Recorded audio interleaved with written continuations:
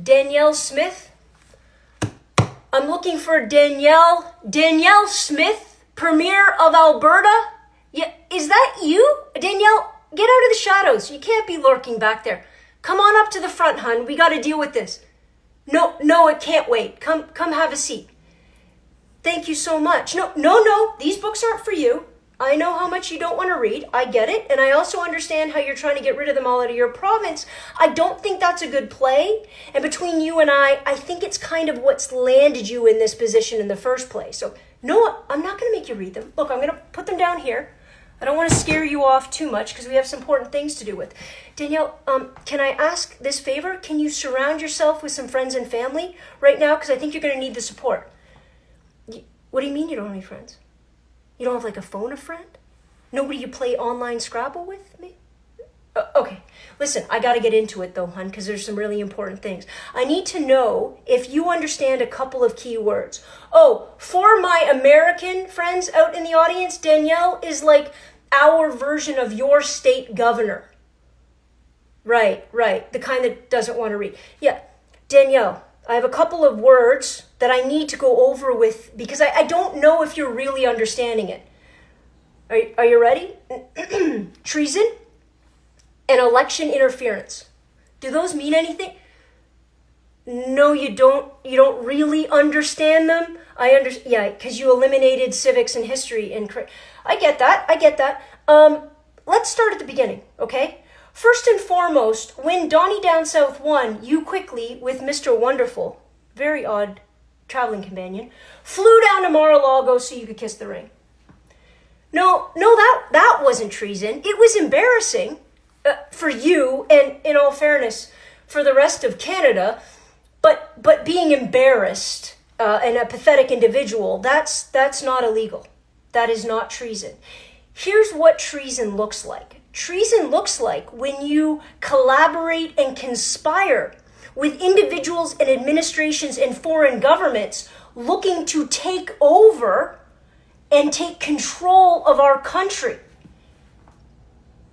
Yeah, like Donnie. Yeah. When Donnie says he wants to annex Canada, annex means take over. Oh, you didn't know that's what annex meant. Well, what do you think it meant when he said he wants Canada to be the 51st state? You thought he was just being playful. That's problematic. But you could understand if you didn't think he was being playful and you thought he was actually truly after all of our resources and fresh water, that could be treasonous talk, right? Maybe? Okay, we'll come back. Can we skip over to the election interference part?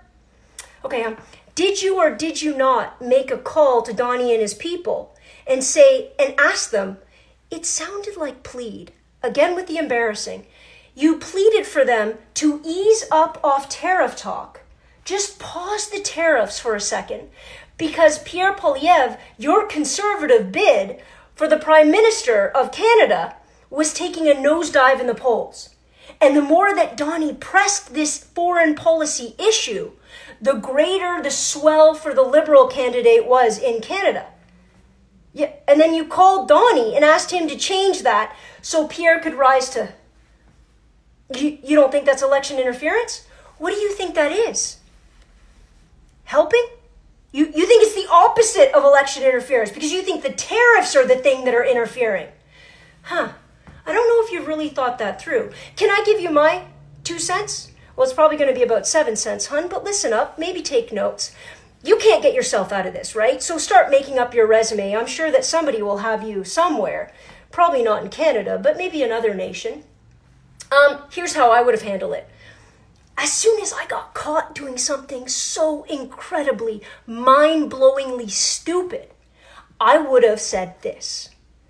Canadians, I was trying to play Donnie. I know his ego is big. I flew down there to bolster it up. I made the call for him to ease up on tariffs, not to just benefit the Conservatives and me and my foreign policy decisions and all the oil I want to send them, but to benefit Canada as a whole. Because what the Canadian premiers of all the provinces and territories need right now is time. We need time to create a plan. We need time to tear down blockades between provinces. We need time to build infrastructure.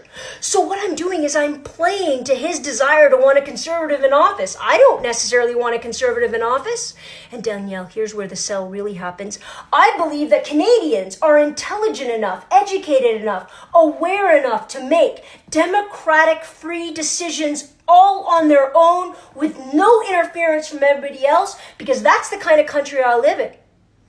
Yeah, no, I know you actually think Canadians are idiots, but don't talk about it like that, right? Because then it all spins out of control.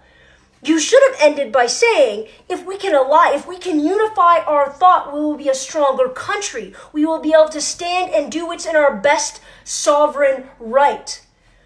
But instead, hun, you've chucked the books out the window. You've chucked the political ideas out the window. All you're trying to do from the outside looking in is secure a job maybe for you in his administration when you try to use a visa to get in. Do you have $5 million? No? Well, honey, that's the only thing that matters to Donald Trump. And if you're not willing to pay to play, he's just going to use you and spit you out. Hun?